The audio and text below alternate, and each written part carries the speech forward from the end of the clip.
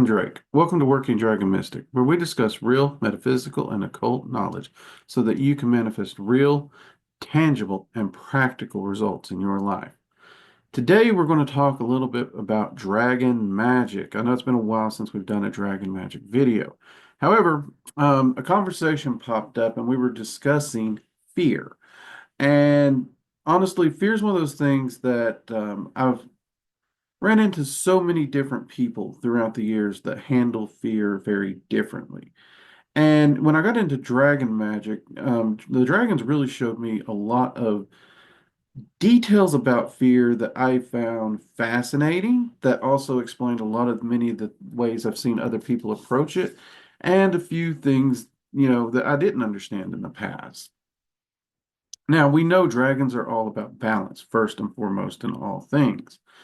And in truth, fear this day and age is one of those things that is always spoken in a negative. Why are you so afraid? Why are you afraid of cat? You know, and honestly, fear is not necessarily a bad thing. In fact, if you were to tell me that this person's fearless, I would not say they're brave. I'd say they're an idiot. You can't be courageous or brave if there's an absence of fear. Our fear is actually a survival mechanic. It actually serves a very important purpose. That being said, yes, fear has its negative sides too. Again, dragons are about balance, so they understand those negative sides as well. Unfortunately, this day and age in the modern world, we've gotten too far away from the survival side of fear, and we've gone way too far into those negative sides, right? Most people in this day and age, unfortunately, don't really have a whole lot of experience with fear. They have some things with being uncomfortable, but they don't know fear. And when that, see, when we are afraid, our body heightens our senses. First off, our senses shoot through the roof. They're heightened. That's part of that survival mechanism, so you're aware of your surroundings. You'll also notice your arcane senses spike during these episodes as well. That's why a lot of people, when they have um, quote unquote traumatic episodes, they say their senses either activated, came online, whatever. Some people first experiences they have are during some of these experiences. And I say quote unquote because what's traumatic for one person may not be for another. Okay. Um, so those same physical processes that heighten our senses, our smell, our hearing, our sight, we become hyper focused on our environment. They can also hyper focus our arcane senses. That is actually a good thing. That's what it's supposed to do. It dumps a bunch of adrenaline into your blood too. This is why you've heard of mothers who, like, when a car is dropped on their kid, they can pick a freaking car up, even though they wouldn't be able to do that normally. We've got plenty of stories and happenings of things like that through history. Because that adrenaline, same thing with like muscle response times and everything. Not only do we have reports of people doing things that bypass their normal strength, but they can also tend to run faster. Again, you're seeing that survival side of it. However, that sensation, when that adrenaline hits your blood, when your senses heighten, if you're not used to being in a state where your body hits that amped up area, that's when paralysis by fear can set in. And honestly, this is one of the things where we in modern times, unfortunately, that's kind of where we're at. More often than not, when we get scared, we don't know how to deal with it. We don't know what to do. We either freeze up entirely or we lose our ability to focus and think because of this sudden adrenaline rush. And that is honestly more problematic because now something that is supposed to be helping you, something supposed to be aiding you, is now crippling you. And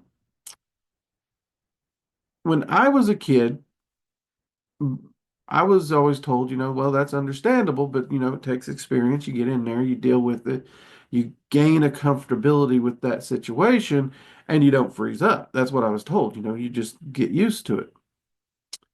And honestly, the dragons have kind of repeated the same thing. However, somewhere along the line, and I don't know where, because at least it happened in my lifetime drastically. It may have started before then, but it definitely drastically happened.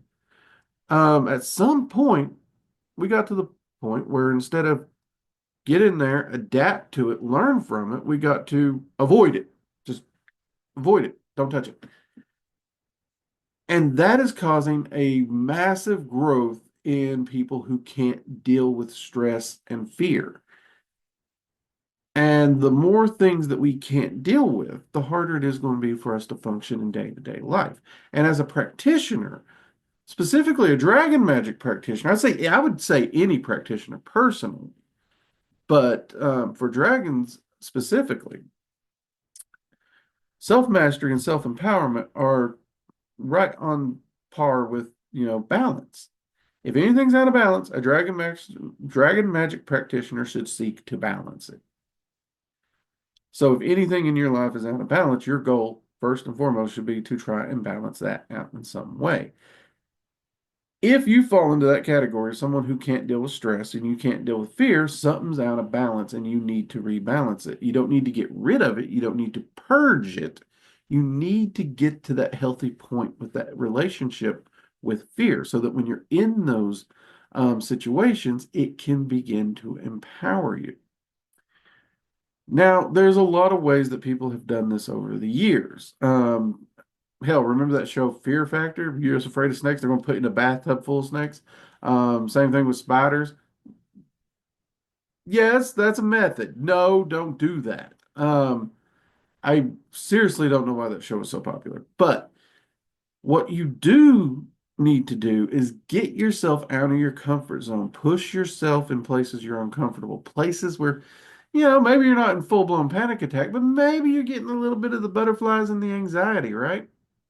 Put yourself in those situations in a controlled manner, a manner where you're in control of it so that you can move in there, you can deal with it a little bit and move back out.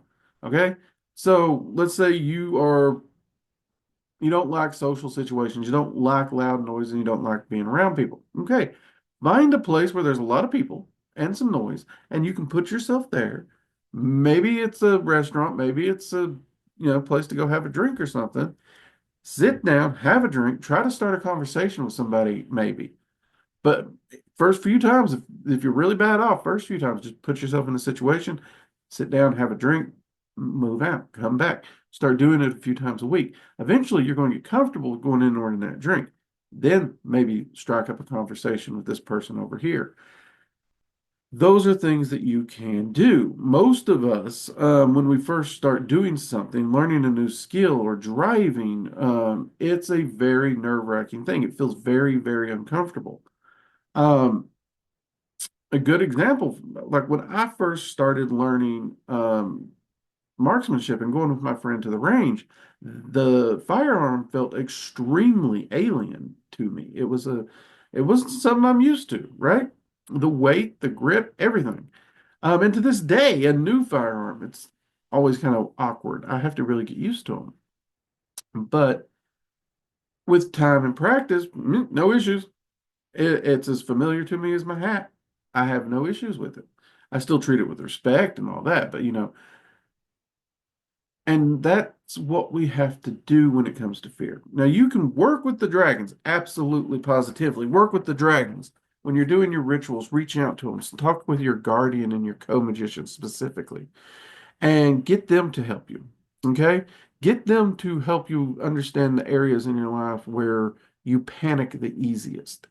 And make a list. Seriously, sit down and make a list of things that make you anxious, make you feel awkward, things that you know, give you the heebie-jeebies and put yourself in those situations. Are you afraid of the dark? Spend some time in the dark.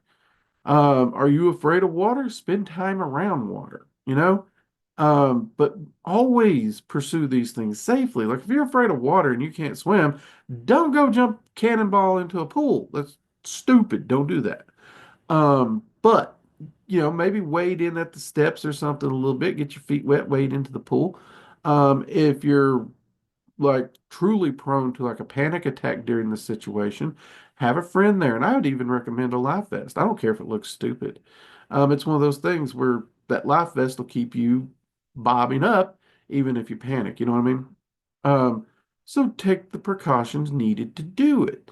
Um, Coming from someone who enjoys time in the woods, for example, I love to go camping. I actually used to go camping with friends all the time.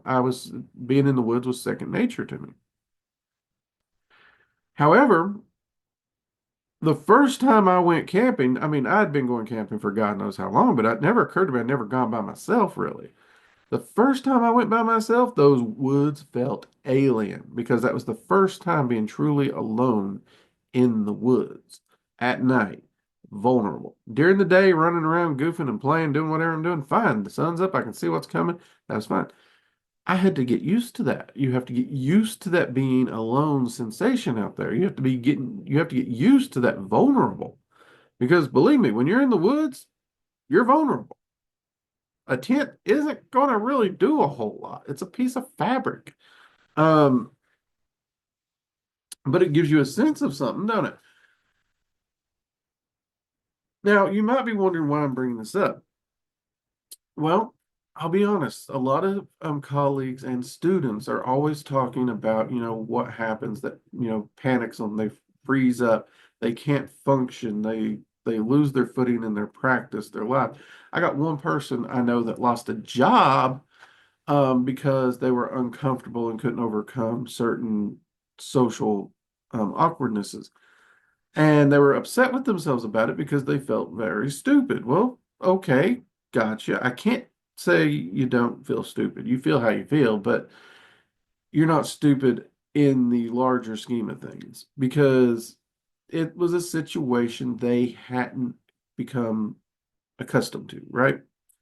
Just like when one of my friends talked me into riding a bull. First off, that was even growing up in the South, I know a lot of people who do rodeo, so I've seen what that is. I didn't want to do it, but I did it. Was not comfortable at all on that animal. Okay. Most people will be like, well, Drake, that makes a lot of sense. That's a freaking bull. Not many people are. Okay. However, I've also done horseback riding. A lot of people, horseback riding, easy peasy. I know some very skittish people who absolutely love to ride horses, right? My first time out horseback riding, I was awkward as hell. I was panicky because I thought I was going to fall. I was afraid I was going to hurt the animal. It was not a comfortable, enjoyable experience for me at all. It really wasn't. That's not to say I didn't get used to it and learn to enjoy it and love it. And then, of course, there was a very long time when I hadn't been on a horse in God knows how long. And honestly, a lot of that awkwardness came back. So we have to be putting ourselves into situations and adapting to them. Now, when I did get a chance to go riding again, yes, I adapted a lot faster. Absolutely a lot faster. And no, it wasn't as bad as the first time.